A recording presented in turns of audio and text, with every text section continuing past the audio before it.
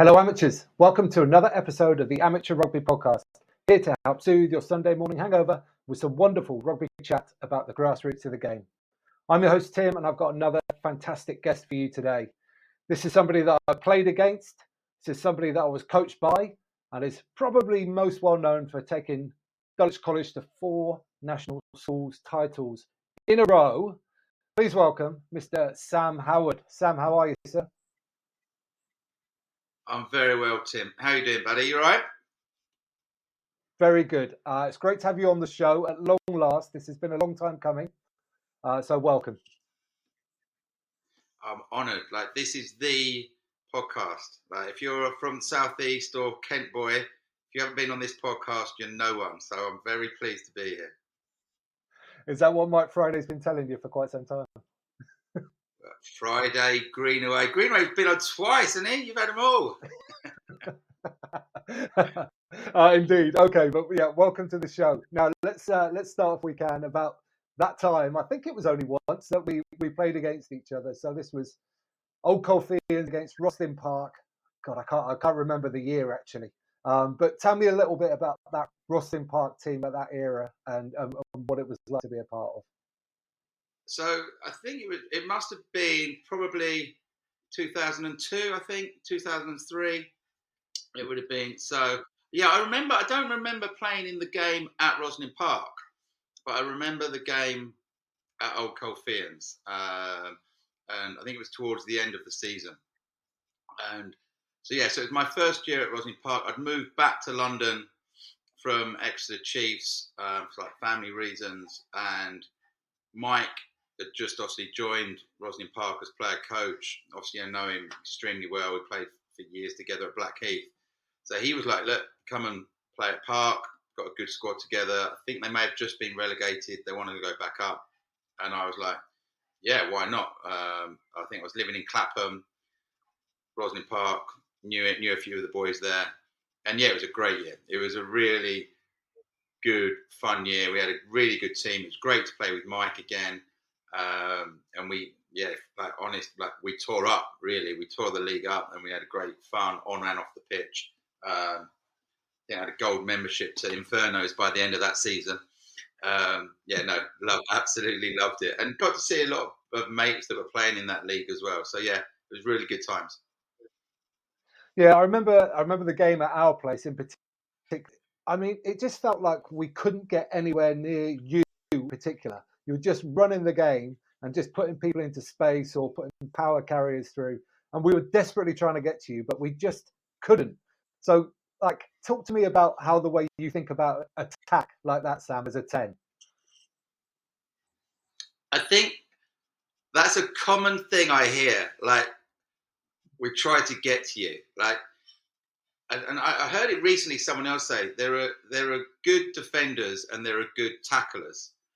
And I was a good defender, but I wasn't a good tackler. But no one ever went through my channel because I'd have a 7 inside me and a big 12 outside me, and I'd sort of speed bump, and then they'd do the rest. So yeah, I think you've got to, if you've got a good defender, you can sort of get away without tackling, which is what I did very well towards the end of my sort of playing career. But yeah, as an attacking coach, you're always looking for weaknesses in the defence, and you're either looking for space or weak defenders. And the ideal thing to attack is a weak defender and a weak tackler. If you can get at them, then you're laughing. Yeah, and how do you go about that, Sam? What's kind of in your thought process? What are you thinking at? What are you trying to see? So yeah, my biggest thing when coaching sort of attack, it's all about decision making. So you can't just say we're going to go and do this, and you just say, right, we're not going to kick the ball, we're going to play full court, we're going to play wide, and then the defensive team put one in the backfield, they don't compete at the breakdown, and then all stood on their feet. Well, that's it. In the modern day, it would just be crazy to not kick the ball if they're giving, especially with the 50-22, which is such a good rule. If they're giving you it, take it. So you want a style of play like I like to play fast, so tap penalties, quick line-outs, offload him. But it has to be, in terms of, say, strike moves at a scrum, everything should have 2 or 3 options, and you're working hard in the week on the players recognising where the space is and the decisions to make, because it's going to change every single time. Whatever you do, the defence is going to be slightly different. They're going to be slightly different positions. So you can't say this is what we're going to do. The players have got to have that sort of decision making. It might be on for the ball carrier, it might be on for the hard runner, it might be on for at the back, the kick might be on, who knows. So you're constantly in training, playing games, replicating situations where players have to make a decision. And I think players enjoy that for the most part, and it makes training a little bit more fun as well, rather than just drill. Yeah, for sure. Talk to me through some of the minuscule details here, Sam. What kind of things are you asking players to look for in the defence? So the easy ones are like, just look for space. So, and there's a big difference between creating space and seeing space. So if the space is already there, if you've got space that wide, you don't have to overcomplicate it. You don't need a fancy move.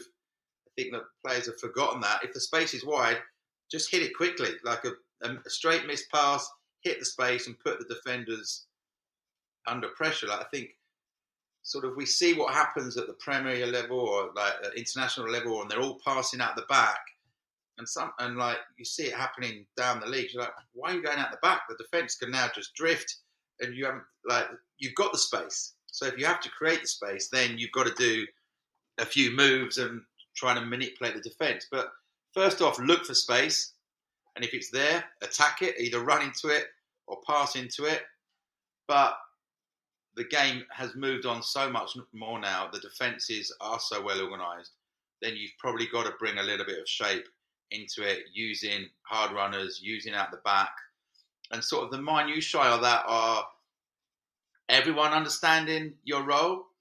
So there's no point sort of, let's just say, for the instance, you've got a forward runner, another forward hard runner, and you either tip it or you go out the back.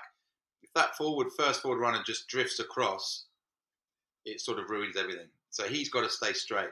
The second hard runner, he must understand his line. There's no point in him being too wide and then the defenders leave him, or he comes in too close.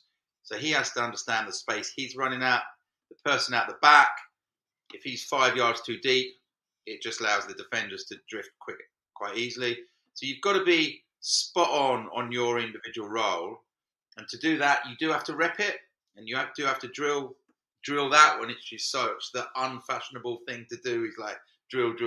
But players have got to understand their roles. You drill it, and then you put it in game situations, and hopefully they become comfortable with it.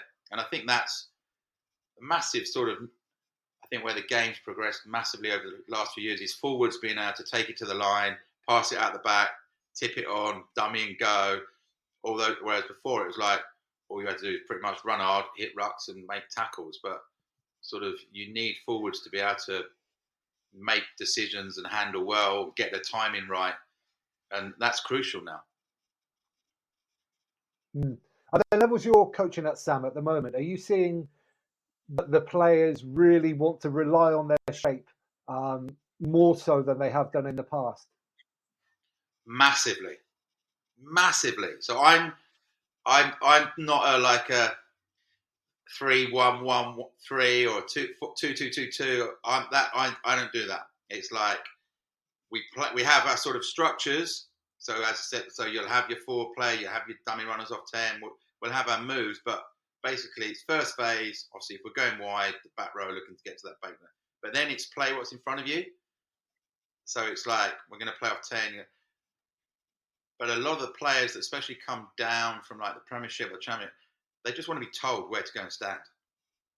It's like, I'm used to just doing this. And it's like, well, what if the space is suddenly on the blind side? What if the space is out wide or in the middle? And sort of it's like, actually, yeah, we've got some structures in place to help you, but mine's a much more fluid way of coaching, of sort of like you actually have to make some decisions yourself on where to go, rather than be rigidly told what to do. And I think it's like anything. You're going to get some players Some players want to be told, right, do this, do that, and they're like, brilliant, I'm happy with that. That's what I play the game for. And others are like, no, I want to make decisions. So yeah. So you get some players like, okay, right, all you've got to do is this, and you'll be all right. But I think that the game is so quick now, and so like you've got to be able to think on the hoof. Well, that's the way that I sort of like to coach anyway. Yeah, I mean, you sort of said that it's the players that have maybe come down from a higher level that are more reliant on structure. Do you think that's because modern defences at the elite end of the game are so good, so they're playing more structure than they are free-flowing play to space type rugby? I think you're right there, but I also think we're sort of maybe not hopefully, because I don't think there's a right or wrong way to coach, and it's one of my sort of pet peeves of people getting on their high horse and making out they're better than anyone else because they coach in a certain way. There's a whole spectrum, and there's a time when you just play games and go, there you go. But there's also a time where it's like, this is what we've got to nail. Tackle technique, for instance, in terms of safety, right? Like there's times that you've got to nail and you've got to drill and you've got to do repetition, and it's not particularly fun. And you don't want to be doing it for hours and hours, and you don't want to do it every session. But I don't like the sort of almost judgy feel of a few people out there that sort of say what's right and what's wrong. But in terms, I think the game is going, because defences are so good, and at the top end, like even sort of where I was at OEs, you've got the video analysis, you've got time, you understand, you know what the opposition attack are going to do, and if the attack is so structured, it's easy to defend. You know where they're going to have their attackers, you know their shape, and so actually being that rigid and being that structured doesn't really help because the defence knows what's coming. Whereas, and as OEs, we were held skeleton. A lot of the opposition were like, it's hard to plan a defensive structure against you guys because you don't know what's coming. Because you guys are playing sort of tap penalties off the top line outs, are making decision based on defence, using kick passes, using the chip zone.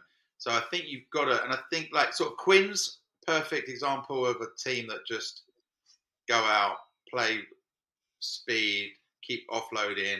And to be fair, Saracens now have taken their game to another level in attack. Like they're so precise, they're so quick.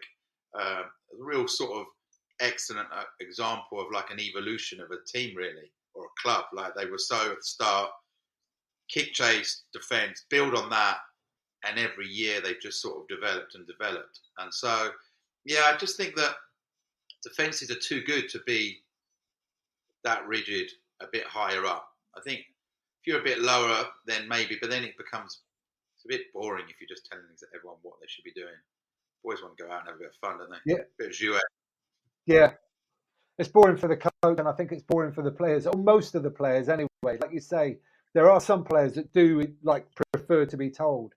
But just you as a coach, how much do you change your approach depending on the players that you have within that squad at the time?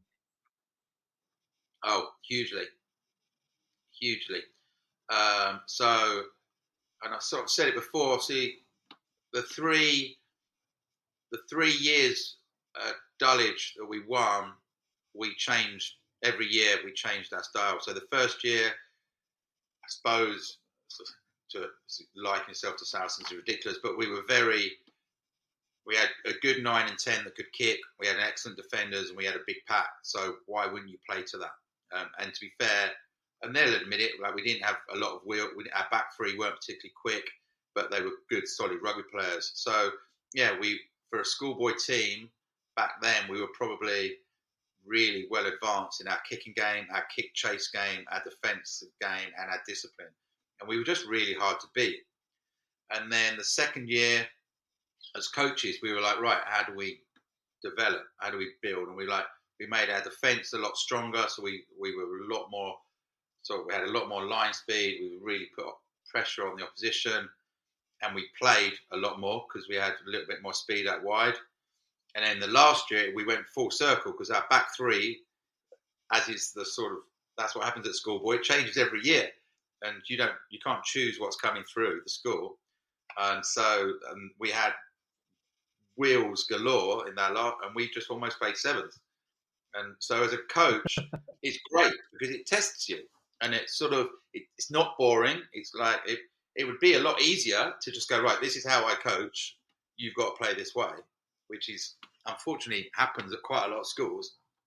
But you can't. You've got to play to what you've got within the team. So yeah, I would always, and sort of pride myself on that, on sort of playing to our strengths. And then at Old Eltamians, we would also change our attack based on teams we were playing and how they defended. So we would very rarely change our defence, but our attack, we would change it based on how we knew the opposition defended. So if they defended narrow and they're pretty much old school, right, nothing's coming through the middle, then it'd be like, right, let's go for them. You're going to give us the outside, we'll take it. Other teams would have a much wider, and so it's like, yeah, we'll have to go through the middle. So again, but the players like that. The players liked, actually, right, this is what we're doing this week. And like, obviously you have to coach it well and you have to really bang it into them. But they liked the sort of, oh, right, this is a new challenge. We've got to do something different. And it generally worked. Yeah, amazing. Okay, I've got a couple of questions. Let's start with the Eltamians one. That was all obviously backed up, I'm guessing, by video footage of the opposition. Did you include the players in the kind of analysis and then seeing it on the TV, or did you do all the analysis and then tell the players what the idea was? Like, yeah, the ideal is the players make the decisions, isn't it? That they get to, but they haven't got the time. I had the time. It was my job. I was full time, so it would be right. But it would be. So I would do the video analysis, and then I would try and, if I could, send a few clips to sort of the 10 and the playmakers and go, right, this is why we're doing it, and this is what we're going to do. And then obviously the video would be shown to the boys of, right, here's whatever, 10 clips of them defending so narrow. This is why we're doing it. Or if it was the other way around, right, they do not defend the blind side. Here's 5 clips. This is where we're going to attack. So it's not a case of, I just think we're going to do this week. And like, it'd be clear. It's like, right, here's the evidence. This is what we're doing. And this is why we're doing it. It would, yeah, the ideal is that you get the players to do it. But in a sort of semi-professional environment, it's really tough. It's really tough to do it. And the other thing is, you've got to have that trust as well of, right, okay, I want you to do the video analysis this week. And then, because they always, I'm sure you know, sort of players are always like, oh, the video analysis went on forever, like try and narrow it, shorten it. And you give it to a player to do, and it goes on for hours because they're not used to it. It's like, you had your chance and you're like, it's quite a difficult thing to do. So yeah, it was generally sort of myself or Liffey, if it was defensively, sort of showing what the opposition do, and then we're going sort of train accordingly. Cool, makes sense. Okay, the question about Dulwich was, I'm sure the expectation on those players at such a great rugby school is already quite high, but as the titles started stacking on top of each other, like, how did you manage that expectation, the rise in expectations year on year? Great question. We didn't ever put any pressure on the players. Obviously, it's not like, right, you have to go and win. There was just a sort of, and like, you know, a few Dulwich boys and things like that, they've got this sort of innate self-belief in themselves anyway, whether that's right or wrong, which in terms of on a rugby pitch is a good thing. And obviously, again, we were very, very good, and it was a concerted effort, really bringing the boys through as like year 11. So we go to the St. Joe's Festival at half time and take 25 kids. We'd always take 2 or 3 year 11 kids, even if they didn't get a lot of game time, just sort of have a feel for the squad, understand what it means to be a first team player. We'd use the early rounds in the cup, like when you know it's it's going to be an easier game. We'd have a big squad, bring them in to get game time. So it wasn't a case of, right, we've now got a totally new team. It was sort of always evolving so that they were part of it. So that was one thing that really helped. And then there was just that really telling them how good they were anyway. Sort of just saying, right, there's no reason, you're just as good as that last lot, if not better. Sort of like, especially when they're training in early games, if they go, it's like, look, boys, there you go. Like, what we actually did, the reason we actually played down the teams before, we were like, actually, they weren't that good. Like we dumbed them down, which wasn't true, but it's like, boys, like they're not actually as good as they think they are. So you're actually better than them, and sort of, and if you keep saying it, they believe it, and even if there's a little bit of he's just talking rubbish, it might just drip, and if they keep winning, they're like, oh, actually, we might be better than them, and then they have this sort of. So that's sort of one way we went about it. Sort of try and play down the achievements of the years before, and just sort of build them up. But they had a huge, like the boys had, like the one thing we would put on them is their responsibility and how lucky they were to have that shirt, and how basically there's 1,200 other kids in that school that would do anything to be in their position. And so wearing the shirt was what they had to do. They had to sort of perform in it, not win in it, but they had to work hard, act well around the school, be role models, and sort of carry that shirt. And the shirt actually meant a lot to them. And the ones that had gone forward worn it, and they actually had and they would really buy into that. And so that was sort of the pressure we put on them, was the more the responsibility they had to the shirt and the rest of the school, rather than actually going out and winning.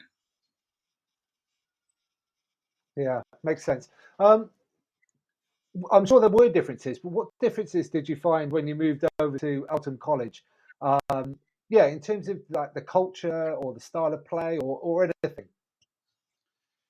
The biggest thing was, and I think it comes from the staff that filters to the boys and maybe even parents. And it's an easy trap to get into, and it's sort of not anybody's fault. And it happens at a lot of schools. It may have happened at Colf, I don't know. It's sort of, they use the fact that they're a smaller school as an excuse. As it's like, oh, we can't be good because we're a small school. And that's just like, right, so that's why we're not very good, because we're small. And it's like, well, and that was one of my questions, like how many boys are in the year, because I'm really not going to make much of a difference if there's only 30. But it's like there's 70 or 80 boys, which means that sixth form you've got 100. It's more than enough. And so it was like, actually, it's more than enough boys if you get it right, if you get the coaching right down the school, tinkered with a few things in the junior school. So you've got a junior school, which is a massive advantage, because you've got the kids from 7 years old. So if you can't at least make 5 or 6 of them good every year, then you're doing something wrong as well as a school. So it's like getting to them, and then it was a case of just showing the boys, again, not letting them use the excuse. So it's like we took them to the Esher like warm-up festival where Dulwich and Whitgift and Brighton and Trinity are. So it's like, right, that's what the top schoolboy rugby looks like. But it's not like, it's not unattainable. It's not like, wow, they're that good. They are good, but they're not world beaters. And actually, so I think we played Hampton or first game, I think. And obviously Elton, I don't think really knew much about Hampton. So they played well, and we lost by a couple of scores. But then we played Whitgift, and it was like we were playing the All Blacks. Like, we lost by like 10 tries in like a 12-minute game. But it was totally, and like the boys I coached, like I'm always like, give me attitude over skill every day. Like, I'll deal with the skill, but you've got to have the attitude. So, but they went into that match thinking, we're playing Whitgift, we've got no chance. And like, I lost it. I was like, you lost that game before you even walked on that pitch. And I think we were playing, I don't know, Trinity or Brighton next. I was like, I don't care what happens, but you don't lay down and you just go and fight them, basically. And yeah, we lost by a couple of tries. And from then on, they had that. And I was like, look, you're not that far away. And so it was just giving them that belief that actually, if they train hard, I have to coach them well, and as do the rest of the coaches. But they go in that belief that if they play as well as they can, and the opposition don't have quite a great game, then they're probably going to win.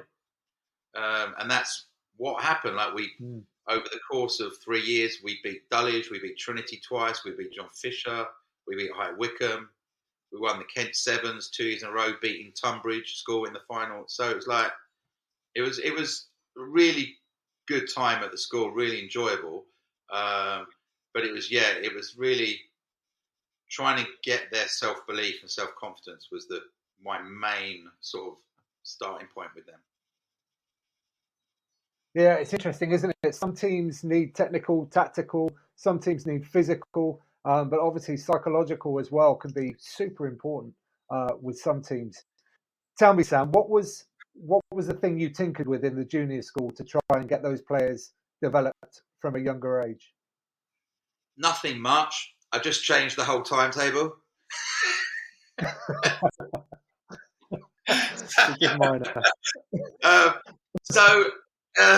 So what we realised, again, I just stole it from Dulwich. Really, it wasn't my idea at Dulwich. It was like the games afternoons, obviously, or the game session piece were always in the afternoons. So when you're in a sort of a school that goes from year 3 to year 13, obviously the majority of the game staff are working with the year 7, 8, or the older boys, and like the junior school just junior school staff or whoever sort of left over who are doing a great job, but it's not like it can be a lot better. So we moved sort of the games afternoons into the morning slot when obviously there's no other games going on, when the PE teachers when all the sports staff are free.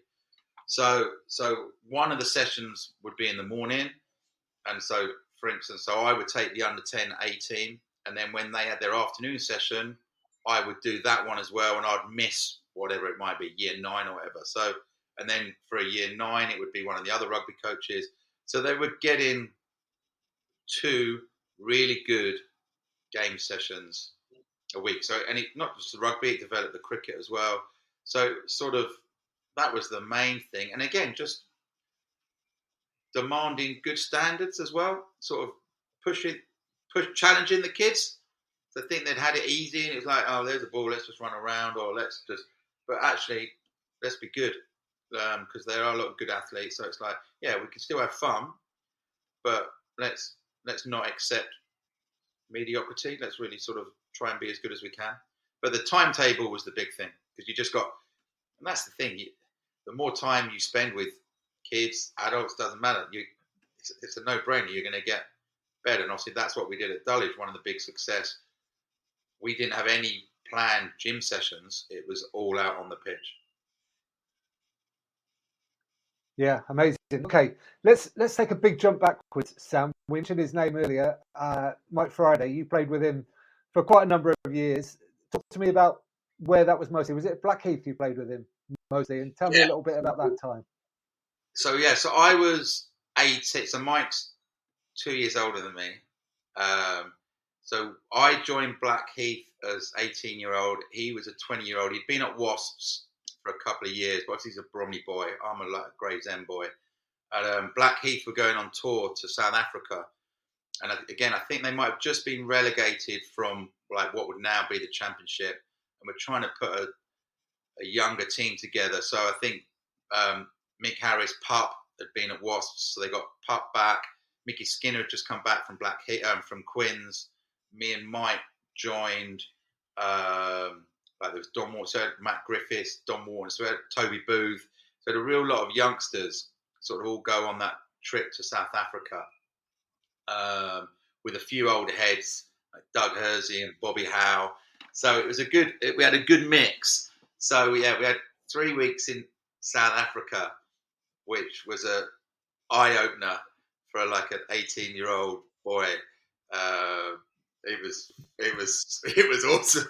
So yeah, so we had a great time, and I was at sort of, it changed its name, I think, every year I was there. So originally Borough Road, then West London Institute, and then became Brunel University College. So I was at uni at the same time as playing for Blackheath. So it was superb. So play on a Saturday play on a Saturday for Blackheath, play on a Wednesday for the uni.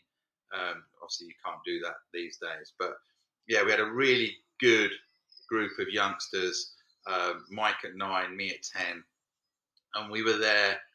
Yeah, we had 4 years, so we got promoted out of then what was it was used to be 1, 2, 3. So we have Division 3 up into Division 2. We lived together in our last year. That it was a clubhouse that me, Mike, and Mitch Hall lived in. So yeah, we had a really good time. We got on brilliantly on and off the pitch. We're really different, which again often makes the best sort of combinations. And like so, we're really different, but we sort of complement each other. He, even though he's only 2 years older than me, he's like my father figure. Looks after me. He's much more sensible than I am. Well, not all the time, but yeah, no. So we got on really well, and then we left. I went to Bedford, and Mike went back to Wasps. And as you said, then however many 10 or whatever years later, we sort of came full circle, played together at Rosslyn Park, and then did some coaching together at Blackheath.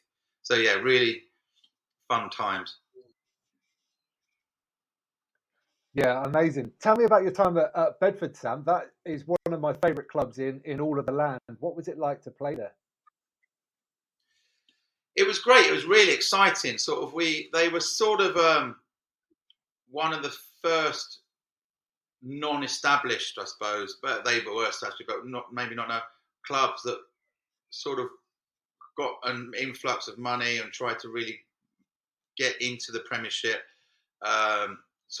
Which is interesting because it was Frank Warren's boxing promoters' money, stroke not money after a while.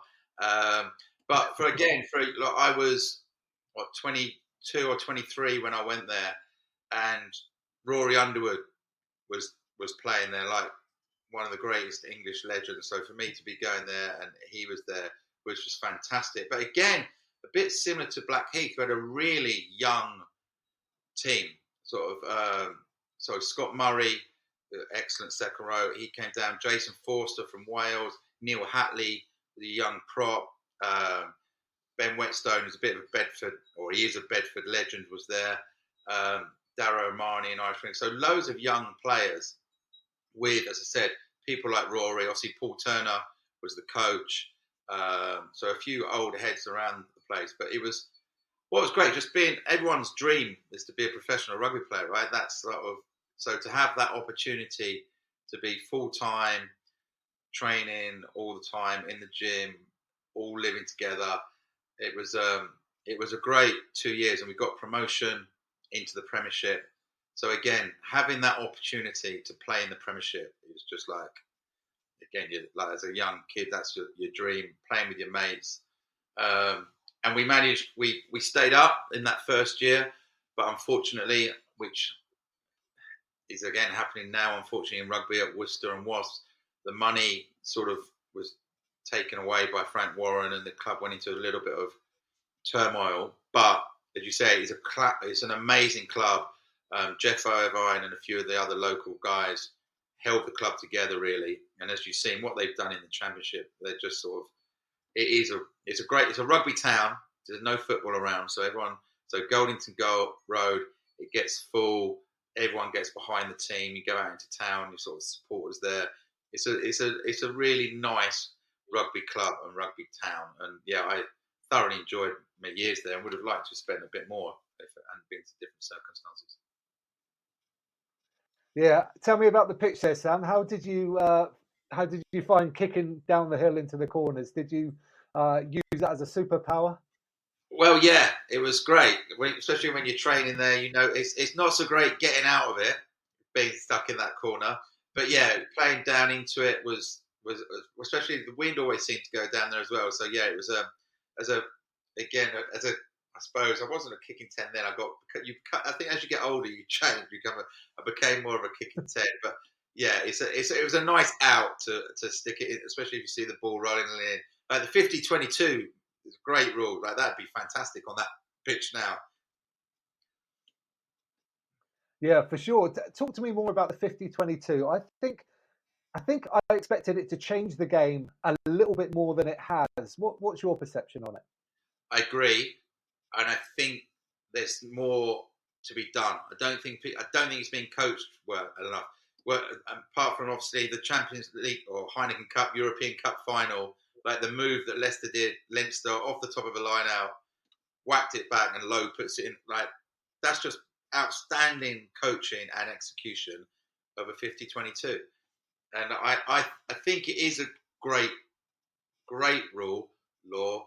And as you're right, I thought it would impact more, but I think we've got a group of players that haven't been used to it, so it's sort of a new thing to look for. And teams don't kick generally that much, but it's not negative. Like imagine if you're a forward, you look up Bosch 50-22. It's like you're happy anyway, even if they're getting the line out. But now the fact that you're getting the line out, it's just it's one of those. It's like a game changer, isn't it? It's like a big, like a massive hit, and when everyone whoops, the 50-22 is exactly the same. And I think that it will be. I think nines will be looking for it more. I think wingers, when you gets moved wide, will be looking for it more. And I think that it's. I think it's a great law change because if they don't defend it, then you can hurt them. And if they do defend it, you've got some more space to move the ball. So I think it's, I think there's more to be done in terms of players looking for it.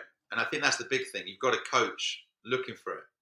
If you don't see the 50-22s on, then you're not going to be able to do it. So, yeah, I would have loved to have played with it as a rule. But I think that it needs to be seen as more of a weapon. And I think it just goes maybe against the grain as kicking being a negative thing, which kicking just because there's nothing else on is negative. Kicking for a purpose is not. And I think that there's a massive difference and people have to understand and recognise that. Yeah, I agree. And I think fans in the stands, in the stadiums, do recognise it because it tends to get a big roar, doesn't it? So I think the fans at the ground definitely, it's an energizer. So that's a good thing. While we're talking about law changes and different laws, what are you doing in terms of the new tackle height law? How do you see it changing your coaching and how you'll run your teams? For me, there's no change. I'm always chop tackle. Like I'm like the old phrase of cheek to cheek. Like I don't even my phrase is sock tops. So I'm like you're tackling sock tops, and if you miss that, then you're going cheek to cheek. If you're going cheek to cheek and you miss that, then you're going higher. And so I've never been a right smash them like as hard as you can in the chest, knock them back. I'm like get them on the floor. And so for me, it's not much of a change. There definitely is going to be a change, and people are going to have to change the way they coach. And I think again, when the game went professional, and you're always looking to other sports and how you can like get to small wins. And obviously, the obvious one was to look at rugby league. And so I'm sure, like I know you're a bit younger than me, but when you first taught to tackle, it's always you're on your knees and you're tackling around the legs, and people can't run without their legs. But then suddenly it became get your foot in close, punch it as hard as you can with your shoulder, and it all came up here. And if you get that run, suddenly you're now looking at red cards. Or I think for me, it's not going to change the way I coach because I always coach tackling low anyway. And I think that, and it just astounds me how, like that again, that European final, like with 2 minutes to go, Leinster are down to 14, and like the La Rochelle centre comes in with a big hit around up here. And he's off. It's like, what are you doing? What? Like, what are you doing exactly up there? Like, you obviously open yourself up to more offloads. So, like everything in the game is okay, if we defend the backfield, we're going to open ourselves. Like you can't. So if you tackle low, obviously you're opening yourself up to the offload. So you're going to have 3 men closer to the ball to hit the second runner, or maybe the double hit. You got to be spot on if you're the second tackler attacking the sternum. So, but I think that's that. Well, the law's not coming in for the Championship and the Premiership players anyway, is it? It's only for down the leagues. So I think it's just the way the RFU have gone about it is bizarre. Like, surely the Premiership and the Championship people who are all full time have got more time to implement a new law change and get used to it, rather than. So when I rock up to Charlton Park, like I'm working with a bunch of blokes that have tackled the same way. Like, how anyone over the age of sort of 32 that's playing in the forwards, if you get them to make a chop tackle, they're just happy to have a little cuddle, and then that's fine. So I just hope that the referees have a little bit of empathy for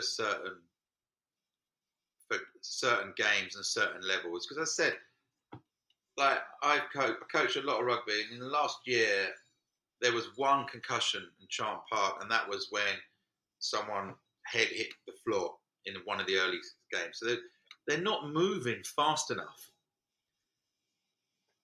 They're not moving fast enough for these collisions to make a big impact.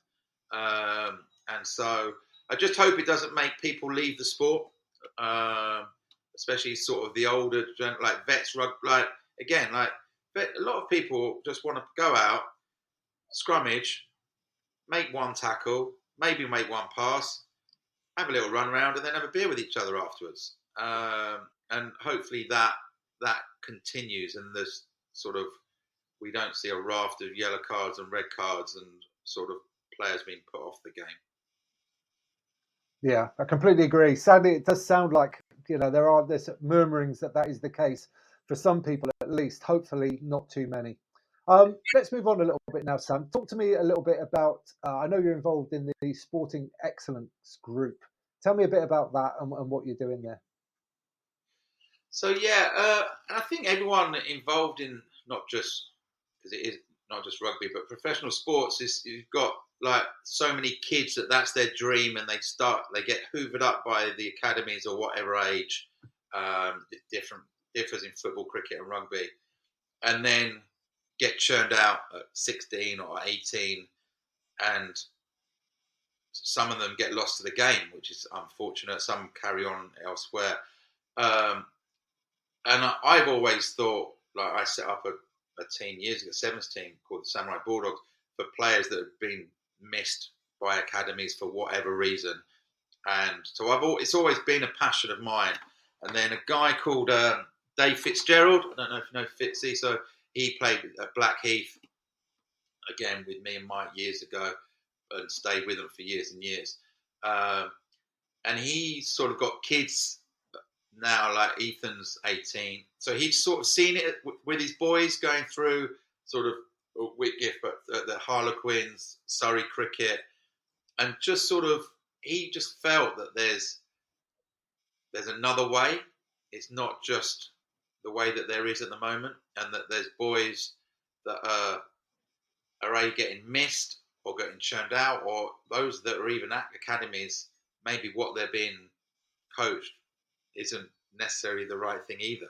So he got together with some mates of him. So he's got the Kemner family involved in the cricket, Kemba, sorry, and then Mark Butcher with cricket, and Mike Friday heads up the rugby. So it's football, cricket, and rugby, and it's, again, just trying to give the boys that maybe get thrown out of academy or aren't quite making it, or want to try and get into an academy, just giving them a bit more focus on their coaching. And as we talked about, not just their skills, but psychological, looking at their self-belief, looking at their confidence. And so it's really interesting. It's growing. It's brand new. It only started last year. So I'm sort of heading up the rugby. Mike's the figurehead, but he's like hardly ever in the country because he's away with America all the time. So I'm sort of looking at the rugby. The cricket's really grown, really doing well. But again, cricket, it's almost an individual sport within a team sport. So it's easy to do a net and stuff. So rugby, we're still struggling on where to fight to position it in terms of the year, because obviously from September to Christmas, everyone's so heavily involved with schools. Then the academy stuff comes, and then you're into summer. So we're still tinkering, but it's we've got a good core group of players that are coming. Sort of, we run 3 blocks of 10 sessions a year that come to that. We run one-off days where Mike does a scrum half block, I do a kicking block. There's other guys come in and do defence blocks. So it's sort of a growing thing, but it's just giving people another chance, really. And it's not like, if it hasn't worked out in an academy, it's not all over. Don't give up. Keep going. So that's sort of the premise behind it. And is it individual programs, or is it done as a group training session kind of thing? The rugby's done as a group. So it's done as a group. I think as we go on, as we grow, we can do individual stuff. And actually, the individual stuff we've done during the days have actually worked really well. And the more sort of over COVID, I started doing some one-on-one coaching. The more I've done, the more you realise how much of a difference you can make just doing on one-on-one skills. I was very much about, and I think it is where my strength is. I think it's with the teams and like making the team better. And I was sort of, not that it didn't make a lot of difference, but I was much more focused on that. But over the last few years, you realise that actually, and with my son as well, now it's like actually you can make a massive difference with individual skills, your individual passing, tackling, just simple decision making work. So yeah, so we're doing a lot more one-on-one stuff as well, because you can see huge progress. The kids we've got, like the parents, they don't want it to grow, because I'm a bit like, it varies between sort of 8 and 14, and I'm like, ideally we want like 30 there, but the parents are like, no, we love how much sort of one-on-one time they're getting, and they are flying, and so that's really interesting. But obviously we want it to grow as much as we can. Yeah, you kind of mentioned something that you enjoyed there, and it brings me on to this next question. What drives you, Sam, as a coach? What like inspires you to do it? I suppose there are so many things, but like I think the 2 things that like I suppose get my juices flowing, and you're like, yes, that's where I love it. So it's when you're working with a kid or an adult, and they're like, I can't do it, and like my mum always instilled in me, there's no such word as can't, and it's like you just haven't been taught properly, or you haven't done it before. Like Johnny Wilkinson didn't come out of the womb and was able to kick a drop goal off both feet. Okay, you just haven't done it before, and so that when the sort of penny drops and a player gets it, then for me that's awesome. You're like, that's when I'm shouting and whooping and like, yes, there you go, you can do it, and you see the joy on their face as well. So that is great. So I love it on that individual basis of when someone realizes they can do something, and it's nothing's impossible. So that's awesome. And then the other big one for me is when you work on something in training and it comes off in a game. So there's that. So again, that perfect example, like the Leinster forward coach or line-out coach must have just been like in the first minute against La Rochelle when they pull the move and they go through and score. Like that's your eureka moment as a coach, sort of when you've worked on something in training and it works in the game on a Saturday. That's like, and more than just that one thing like that. More for me is like, this is how we're going to attack because this is how they defend, and it really does pay off. It's like, yeah, we got it right. So they're the sort of two things that I get real joy of. But what's not to love about being involved in the sport that we've all grown up at, being hanging around? Like, obviously, the coach-player dynamics bit is different to being where there's a player and you're just a bunch of idiots really running around. But it's just a great thing to do. And there are times, like when I'm obviously, if you're doing a lot and you're driving around London and you're on your way to another session at like 7 o'clock at night, and you're like, I could probably do without this. And then at the end of the session, you're like, I really didn't want to be here an hour and a half ago, but that was awesome. And you really enjoy when you've got something out of it. And like most things in life, the more you put in, the more you get out. So I am like, I'm an enthusiastic coach that I don't just sort of stand there, and I might be too loud maybe, but that's the way I am. I think that's when you're coaching, you've got to be authentic to who you are. There's no point, like, you obviously have to work on your weaknesses and tone down certain things, but it's like you've got to be who you are. If you're naturally sort of quite introverted, then that's how you got to coach, and that's fine. But if you're naturally sort of loud and enthusiastic, then that's who you got to be. Yeah, for sure. That's interesting, Sam, because I always found you to be that outgoing, loud, enthusiastic coach. But you mentioned there that there were some times when, you really didn't feel like that on the way to a session. What do you have any like kind of tricks that you do with yourself to flip into that mode, just in terms time for the training session? Do you have any sort of tricks? Not really. I think it's just you owe it.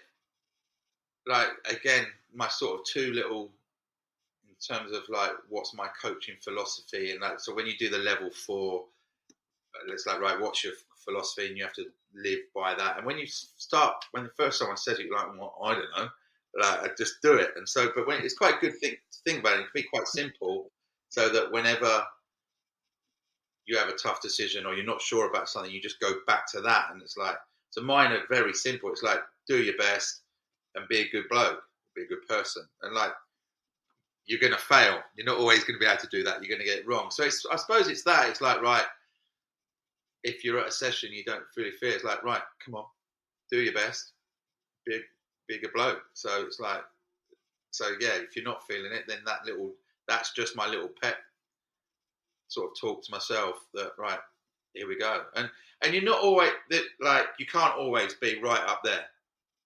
But as long as you're sort of up there somewhere, then there's got to be a level that you don't really drop below. Like, because you're going to have bad days, things are going to go on at home, at work, family, whatever. So there are going to be times you can't always be crazy on it, but there's got to be like a minimum standard, if that's how you normally are, that you've got to be at. And if you're not, don't go. Yeah. Don't go, or say to one of the other coaches, look, there's something, whatever it might be, there's no point in me being here. And that's life, right? But 99 times out of 100, as soon as you get into it, like most, as soon as you start, as soon as you get running around, then it's all okay. Yeah, I'd certainly had a few sort of evenings like that when I was coaching, and one of the players will make you laugh, or there'll be a bit of energy somewhere, and you're straight into it. So it's all good. Yeah. Now let's talk about something slightly else as well. I understand you're involved with something called Sportplannet. So what's that, Sam, and what's your involvement there? So it's a coaching platform, just to help coaches around the world. It's an amazing app that, if you're like, there are so many, if you're a dad or you've been roped into it and you're coaching on a Sunday morning, or you might be a teacher that's having to take a rugby team and you haven't played rugby since you were at school yourself. It's just a platform where there's lots of different coaching ideas that you can just look at and go, actually, I can do those 3 drills, play that game, and that'll get me through the session. So that's basically, it's mainly hockey and rugby. And so I've just got involved. It's been around for a long while, but the guy that owns it just thought that the rugby content was getting a little bit tired. So I've just been doing quite a lot of filming using my boys and his friends just to start with on a few tackle drills. Again, looking at that because of the tackle height, lots of different drills and lots of different ideas that you can use for tackle technique, tackle drills. Just basically, it's there to help coaches. Very easy to use. Right, I've got to go out and do a session. I look at that, and it's done. And knowing, obviously, being at Dulwich when we'd run 32 teams, you would have a lot of staff that are willing to help out, but their actual rugby knowledge isn't great. And I would be the same if I was taking maybe a cricket team or a hockey team or football team. I could run a few sessions, but after a while, I'd be like, oh, I need a little bit of help on maybe a couple of drills. And then this is a perfect app just to go, bang, look at that, and go out and run a pretty good session. So especially on the safety elements of rugby as well, being able to get some good tackle technique things in there, as you mentioned, will be good for inexperienced coaches to see. Massively. And that's the thing, when you're coaching or teaching, you just want to be safe. Like the scariest lesson for a PE teacher, and the one they dread every year, is the javelin lesson. Because that's the one that someone may end up dying. And so, but it's true. As a PE teacher, that's when I always used to say that to kids. It's like, right, you listen in this session, because if you don't, there is a possibility of death. But you're right. So the tackle technique is, and that's the first one that I've done, is just lots of drills. But as you know, there's only so many different ways of doing a certain thing. But it's just sort of trying to keep it interesting. But it is about repetition, and it's helping. I think the inexperienced coaches just know what to look for and understand maybe why someone is missing tackles. Is it because their left foot's getting too close when it should be their right foot? Like they're not having a ring of steel. It might be, and just sort of highlighting the key areas and teaching points that they should be looking for, really, and then running through a variety of sort of fun and funky drills that they can use. And it's all about that low tackle height, which I think people are worried about. And also just sort of saying there's no need to worry. It should be what you're coaching, really. Anyway, so it's hopefully there to help people just have a literally quick little look. What am I going to do? And that should help them. Really, it's a really good platform. Awesome, amazing. Okay, we'll bring this part of the show to a close, and we'll move on to the stash section. Sam, so what is your favourite bit of rugby stash that you've ever received? Can I cheat and have more than one or not? Yeah, go on. Yeah. So look, because I'm old and I've played for a lot of teams, coached a lot of teams, and played a lot of sevens. So I've got a lot of stash. And bizarrely, and as a player, you do, don't you? You just love stash. But I think I've gone beyond it. I'm too old for it. I'm like, just give me a hoodie and a coat and I'm all right now. But in terms of favourite, there's three. So I was fortunate enough to, when I was playing for England under 16s, it was still the days of the old purple tracksuits that England used to have. Those are the days. Were sort of horrific, but were also sort of iconic. So I was one of the last to get one of the purple tracksuits, which was fantastic. Whilst this is quite a funny one, whilst we were at Blackheath, and again, don't know how, we were sponsored by Stringfellows for 1 year. So we had these hoodies with Stringfellows all over it. So that was pretty cool in terms of that. And then my favourite bit of stash, though, for a variety of reasons. Growing up, I always loved the French way of playing rugby, and I also loved their kit. I always thought they looked cool. And then, again, I was fortunate. I played for England students, and we played against France students. And so I got the French, we swapped shirts, I got the French number 10 shirt. And it wasn't until about 5 or 6 years later that it was actually Thomas Castagnette as well.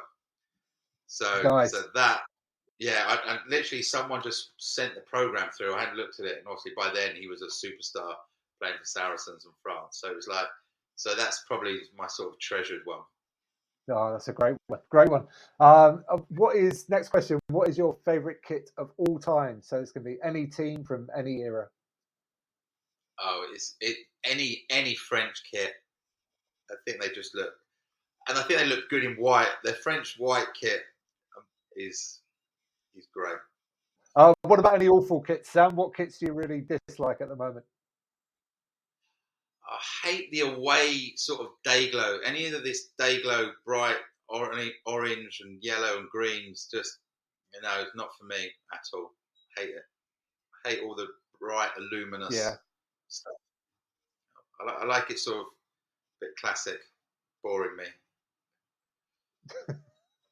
Yeah, me too. Me too. Okay, as we bring this to a close, mate, is there sort of anything else you'd like to say or any closing thoughts at all? I just think it's great what you're doing, getting out, chatting to people, and I think rugby is sort of, it's weird how rugby's going at the moment. On the one hand, what I see, from my boy playing sort of under 14s at Old Altamians, how well these clubs are run by a bunch of volunteers and thousands of kids rocking up every Sunday. And then other clubs like Old Colfians, Old Alanians putting out 4 teams every Saturday. Like, rugby's so well run by a bunch of volunteers. And so you think it's in good hands. And then on the other hand, you see what's happening to Worcester and Wasps and the changing of leagues from the RFU. And you like, so I suppose it's like that. You can see the doom side of it, but there's also so much positive in the game as well. And I just hope, as you've had so many years of fun and friendship through rugby, that as have I, that it does survive and it continues to grow, because it's such a fantastic sport. It's got so many good things going for it that I just hope we keep the game that we love, basically. Yeah, me too. We'll just keep banging the positive drum and hopefully that will see us through. So, Sam, if people want to get hold of you, what's the best way for them to do that? So my Twitter feed, you can see there, DYB, obviously for do your best, DYB Rugby 1, and if people want to get hold of me, they can get hold of me through that. Brilliant. And if they want to find out more about the Sporting Excellence Group? Yeah, so so we're on Instagram on that. And again, if you've got kids, anything football, cricket or rugby, have a look. Really exciting things that we're doing there. So if you're anywhere sort of South London, Surrey, Kent, then and you've got kids that like sport, have a look at that. And I'm sure that you'll love what we're doing through SEG.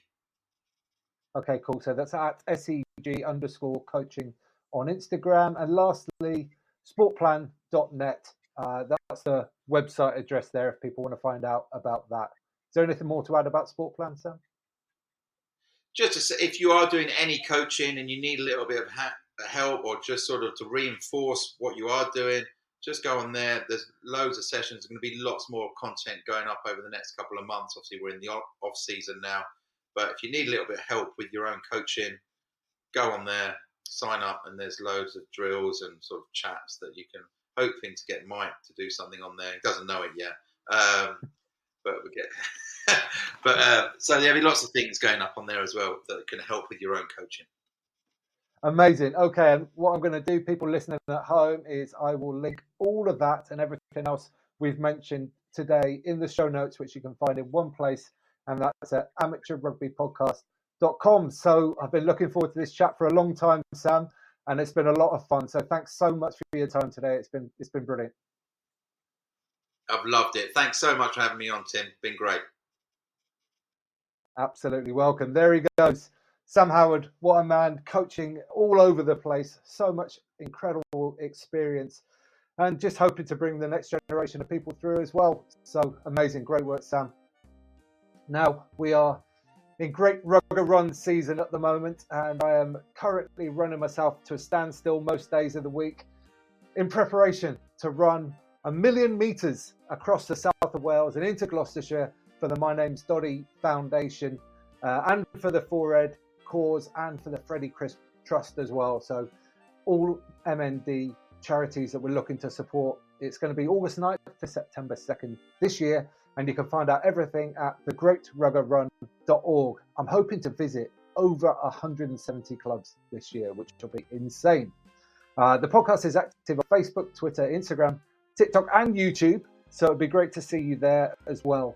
And if you've enjoyed this podcast, I'd love it if you could rate and review on your podcast player, like, share, retweet, or even join the community at patreon.com/amateur rugby podcast.